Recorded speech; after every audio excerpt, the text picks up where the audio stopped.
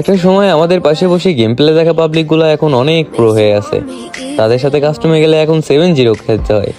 অথচ দেখো সেই 2020-এর কথাই যদি বলি, তারা আমাদের পাশে বসে গেম খেলা দেখছে, আমাদের নিজের সেটিংসে খেলছে, এমনকি আমাদের থেকে সবকিছু জেনে নিছে দেখো আমি কি করব।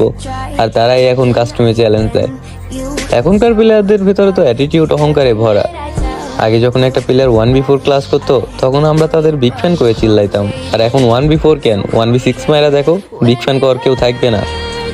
আগে গেম প্লে দেখা যেখানে হ্যাকার কইতো বলা পায়, এখন সেইখানে বট কয়। একটা প্লেয়ার ভালো করে মারতে পারি না, নিজের প্রাইম মোড হারিয়ে ফেলছি। কারণ অনেকেই এসে বলে যে ভাই এগুলো শুধু বাহানা। আসলে এগুলো বাহানা না, যারা তাদের ওল্ড গেম প্লে হারাইছে, প্রাইম গেম প্লে হারাইছে, তারাই শুধু জানে যে এটা কতটুকু বেদনাদায়ক।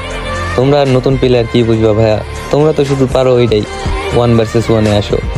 আসলে সময়ের সাথে সাথে সবকিছুই পরিবর্তনশীল, একদিন হয়তোবা এই জিনিসটাও পরিবর্তন হয়ে যাবে।